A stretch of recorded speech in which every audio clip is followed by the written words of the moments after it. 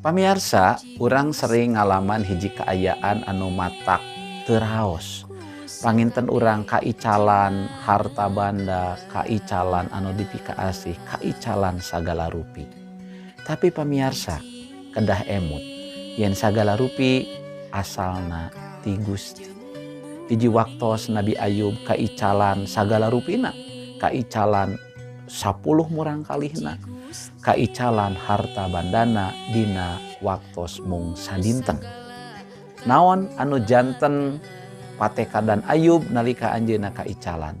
Gusti anu maparin, Gusti anu nyandak.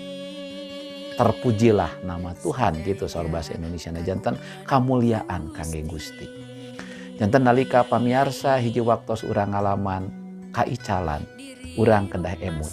Sagala rupina kagungan Gusti, sagala rupina asalna ti Gusti.